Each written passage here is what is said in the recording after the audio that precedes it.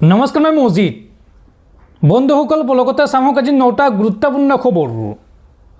প্ৰথমটো খবৰ, ঘোষণা কৰা হ'ল IPL 2026ৰ সময়সূচী। 28 মাৰ্চৰ পৰা আৰম্ভ হ'ব IPL 2026 আৰু 30 মাৰ্চত গুৱাহাটীৰ বৰ্ষাপাৰাত অনুষ্ঠিত হ'ব IPLৰ মেচ।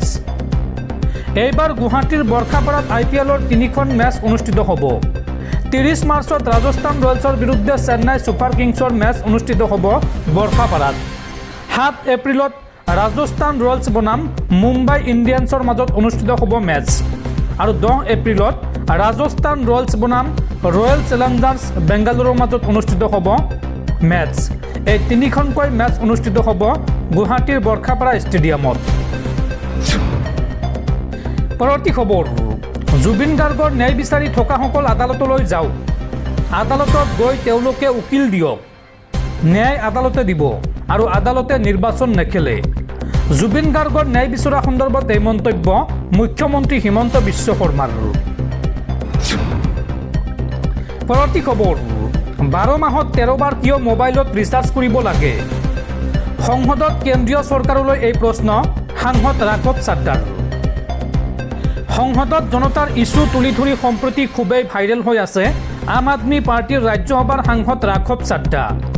ইতিমধ্যে গিগ কৰ্মীসকলৰ অধিকাৰক লৈ সৰব হৈ আছে তেওঁ। জনপ্ৰতিনিধিসকলৰ দায়বদ্ধতাক লৈ তেওঁ প্ৰশ্ন তুলিছে আৰু এইবাৰ টেলিকম সংস্থাসমূহৰ ৰিচাৰ্জ কেলেংকাৰীক লৈও সৰব হৈছে আপৰ সাংসদগৰাকী। সাংসদ ৰাঘৱ চাড্ডাৰ বক্তব্য যে ৰিচাৰ্জ শেষ হৈ গ'লে যেনেকৈ প্ৰিপেইড গ্ৰাহকসকলৰ ইনকামিং পৰিষেৱা বন্ধ কৰি দিয়া হয়, তেনেকৈ 28 দিনৰ প্লেন বনাই 12 মাহত 13 বাৰ ৰিচাৰ্জ কৰিবলৈ বাধ্য কৰোৱা হয়। এইসমূহে প্ৰকৃততে ডাঙৰ আৰ্থিক প্ৰতাৰণা। ৰাঘৱ চাড্ডাৰ বক্তব্য যে ৰিচাৰ্জৰ ম্যাদ শেষ হ'লেই কাকোৱে ফোন কৰিব নোৱাৰি, আনকি গুৰুত্বপূৰ্ণ OTP বা জৰুৰী বাৰ্তাও দিব পৰা নাযায়, কোনোভাৱেই যোগাযোগ কৰিব পৰা নাযায়। জৰুৰী পৰিস্থিতিত মানুহে কাৰ্যত অসহায় হৈ পৰে। ৰাঘৱৰ বক্তব্য যে ৰিচাৰ্জ শেষ হ'লে আউটগোয়িং কল বন্ধ হোৱাটো যুক্তিযুক্ত, কিন্তু ইনকামিং কল বন্ধ কিয় হ'ব? টেলিকম সংস্থাসমূহৰ বহু সমালোচিত 28 দিনৰ ৰিচাৰ্জ প্লেনক লৈ সৰব হৈ পৰে সাংসদ ৰাঘৱ চাড্ডা। তেওঁ এই সন্দৰ্ভত কয় যে 28 দিনৰ ৰিচাৰ্জ প্লেন প্ৰকৃততে এটা ফাৰ্ম। 28 দিনকৈ 13 বাৰ ৰিচাৰ্জ কৰিলে মুঠ 368 দিন হয়, অৰ্থাৎ 12 মাহত 13 বাৰ আপুনি ৰিচাৰ্জ কৰিব লাগে। ফলত বছৰত এবাৰ অতিৰিক্ত ৰিচাৰ্জ কৰিবলৈ বাধ্য হৈছে গ্ৰাহক। সাংসদ ৰাঘৱ চাড্ডাই এই সন্দৰ্ভত কৈছে যে মোবাইল ৰিচাৰ্জ 30 বা 31 দিনৰ হোৱা উচিত। উল্লেখ কৰা প্ৰয়োজন যে দেশৰ সকলো টেলিকম সংস্থাই মাহিলী প্লেনৰ সলনি 28 দিন বা 54 দিন বা 84 দিনৰ ৰিচাৰ্জ প্লেন গ্ৰাহকসকলে কিনিবলৈ বাধ্য হয়। এই বিষয়ক লৈ পূৰ্বে বহুবাৰ বিতৰ্ক হৈছে আৰু এইবাৰ সংসদতো এই গুৰুত্বপূৰ্ণ বিষয়টো তুলি ধৰিছে সাংসদ ৰাঘৱ চাড্ডাই। চৰকাৰে ইয়াক লৈ কি পদক্ষেপ ল'ব সেয়া পৰৱৰ্তী সময়ত লক্ষণীয় হ'ব। দৰ্শকসকল, আৰু বহুতো গুৰুত্বপূৰ্ণ খবৰ আছে। তাৰ আগতে আপোনাক জনাওঁ যে যদি আপুনি এতিয়ালৈকে এইটো ভিডিঅ'ত লাইক কৰা নাই, তেন্তে এতিয়াই ভিডিঅ'টোত লাইক কৰি দিয়ক আৰু এনেকুৱা ধৰণৰ ভিডিঅ' মই নিতৌ চাবলৈ চেনেলটো ছাবস্ক্ৰাইব কৰি কাষত থকা বেলাইকনটো প্ৰেছ কৰি ৰাখক। পৰৱৰ্তী খবৰ, জেহাদীৰ বিৰুদ্ধে পুনৰ ৰাজ্যজুৰি অসম আৰক্ষীৰ অভিযান। অসম আৰক্ষীৰ STFৰ জালত পৰিছে 2 দুৰ্ধৰ্ষ জেহাদী দুটা হৈছে ক্ৰমে ধৃত শ্বাহিদুল ইছলাম আৰু জাহিনুল ইছলাম।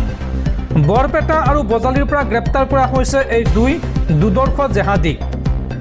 বাংলাদেশ আৰু পাকিস্তানৰ মৌলবাদী সংগঠনৰ লগত কাম কৰিছিল এই জেহাদী দুটাই। পৰৱৰ্তী খবৰ, দেশৰ মুখ্য নিৰ্বাচনী আয়ুক্ত জ্ঞানেশ কুমাৰৰ বিৰুদ্ধে বিৰোধীৰ অনাস্থা প্ৰস্তাৱৰ প্ৰস্তুতি। মুখ্য নিৰ্বাচন আয়ুক্ত পদৰ পৰা জ্ঞানেশ কুমাৰক অপসাৰণৰ দাবীৰে তৃণমূল কংগ্ৰেছৰ উদ্যোগত আৰম্ভ কৰা হৈছে এই অভিযান আৰু এই অভিযানত সমাজবাদী পাৰ্টি আপৰো সমৰ্থন। অনাস্থা প্ৰস্তাৱত শতাধিক সাংসদৰ স্বাক্ষৰ। পৰৱৰ্তী খবৰ, ইৰাণ ইজৰাইল আমেৰিকা যুদ্ধৰ প্ৰথমটো আঘাত ভাৰতৰ ওপৰত। এইবাৰ ডুবাইৰ পৰা ভাৰতলৈ আহি থকা এখন বাণিজ্যিক জাহাজত ভয়ংকৰ আক্ৰমণ চলোৱা হৈছে। ষ্ট্ৰেইট অফ হৰমুজত ভাৰত অভিমুখী এই জাহাজখনত ভয়ংকৰ আক্ৰমণ চলোৱা হৈছে। এই পৰ্যন্ত কোনো দেশে স্বীকাৰ কৰা নাই এই ভয়ংকৰ আক্ৰমণৰ কথা। ইৰাণ আমেৰিকা যুদ্ধৰ ডাঙৰ আপডেট, ষ্ট্ৰেইট অফ হৰমুজত উত্তেজনাময় পৰিস্থিতি, ভাৰতলৈ আহি থকা জাহাজত এইবাৰ ভয়ংকৰ আক্ৰমণ চলোৱা হৈছে।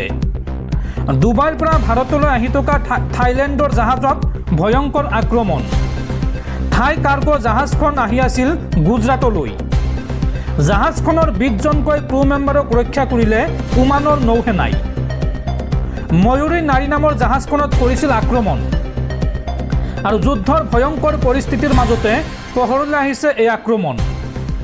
বৰ্তমানলৈকে ইৰাণ আমেৰিকা বা ইজৰাইল কোনো দেশেই এই আক্ৰমণৰ কথা স্বীকাৰ কৰা নাই। থাইলেণ্ডৰ পতাকা উৰি থকা জাহাজখনত দপদপাই লাগিছিল জুই। এই আক্ৰমণ সংঘটিত হৈছিল ষ্ট্ৰেইট অফ হৰমুজ এলেকাত। মিছাইল নতুবা ড্ৰোনেৰে এই জাহাজখনত আক্ৰমণৰ সন্দেহ কৰা হৈছে। উল্লেখযোগ্য যে ডুবাইৰ খলিফা পৰ্টৰ পৰা গুজৰাটৰ কাণ্ডোলা পৰ্টলৈ সামগ্ৰী নিছিল এই জাহাজখনে। আৰু জাহাজখনৰ ইঞ্জিন ৰুমত থকা 3 সদস্য বৰ্তমানেও নিখোজ। পৰৱৰ্তী খবৰ, লোকসভাৰ অধ্যক্ষ ওম বিৰলাৰ বিৰুদ্ধে বিৰোধীয়ে উত্থাপন কৰা অনাস্থা প্ৰস্তাৱ নাকচ। মৌখিক ভোটত নাকচ হয় এই প্ৰস্তাৱ। উল্লেখযোগ্য যে অধ্যক্ষগৰাকীৰ বিৰুদ্ধে পক্ষপাতিত্বমূলক ভূমিকাৰ অভিযোগত অনা হৈছিল অনাস্থা প্ৰস্তাৱ। পৰৱৰ্তী খবৰ, 26ৰ বিধানসভা নিৰ্বাচনক লৈ ডাঙৰ খবৰ। 17 মাৰ্চত প্ৰকাশ পাব বিজেপিৰ প্ৰথমখন প্ৰাৰ্থীৰ তালিকা। আৰু একেখন লিষ্টতে প্ৰকাশ পাব ৰাজ্যৰ আটাইকেইটা সমষ্টিৰ প্ৰাৰ্থীৰ নাম। এই সন্দৰ্ভত বৃহৎ ঘোষণা মুখ্যমন্ত্ৰী হিমন্ত বিশ্ব শৰ্মাৰ। 17 মাৰ্চত প্ৰকাশ পাব বিজেপিৰ প্ৰথমখন প্ৰাৰ্থীৰ তালিকা। মুখ্যমন্ত্ৰীয়ে এই সন্দৰ্ভত কৰিলে ডাঙৰ ঘোষণা। একেখন লিষ্টতে প্ৰকাশ পাব ৰাজ্যৰ আটাইকেইটা সমষ্টিৰ প্ৰাৰ্থীৰ তালিকা বা প্ৰাৰ্থীৰ নাম। আটাইকেইটা সমষ্টিৰ বাবে একেখন লিষ্টতে প্ৰকাশ পাব প্ৰাৰ্থীৰ তালিকা। এই ঘোষণা ৰাজ্যৰ মুখ্যমন্ত্ৰী হিমন্ত বিশ্ব শৰ্মাৰ। পৰৱৰ্তী খবৰ, সংসদত কংগ্ৰেছ নেতা ৰাহুল গান্ধীক তোলাথনা কেন্দ্ৰীয় গৃহমন্ত্ৰী অমিত শ্বাহৰ। অনাস্থা প্ৰস্তাৱ বিতৰ্কত ৰাহুল গান্ধীক থকা সৰকা গৃহমন্ত্ৰী অমিত শ্বাহৰ।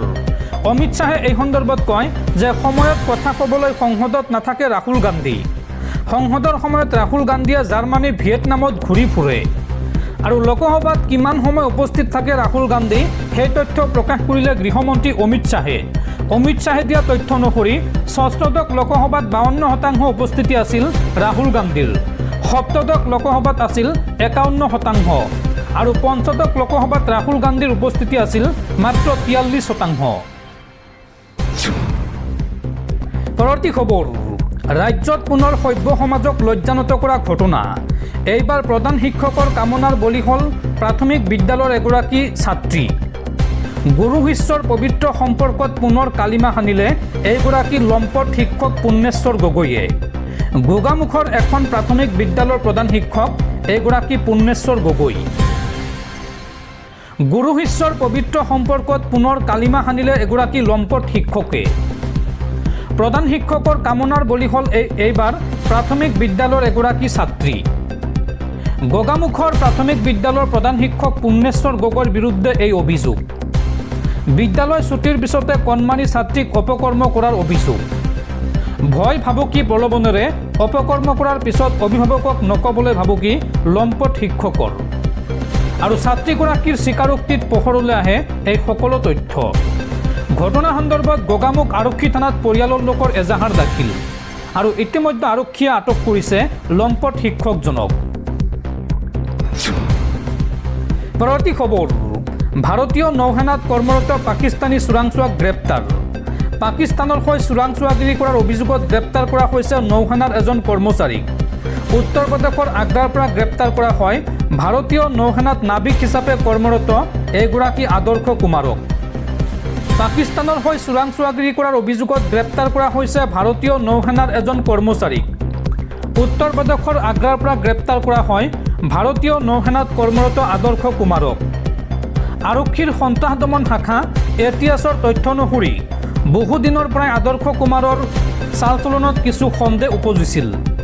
সন্দেহ হোৱাৰ পিছৰে পৰাই আদৰ্শ কুমাৰৰ ওপৰত তীক্ষ্ণ নজৰ ৰাখিছিল এটিএছ শাখাই।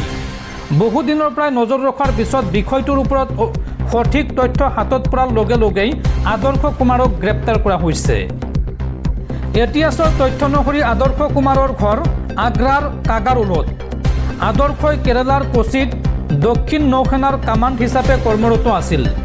অভিযোগ অনুসৰি নৌসেনাৰ বহু গুৰুত্বপূৰ্ণ তথ্য পাকিস্তানলৈ প্ৰেৰণ কৰিছিল।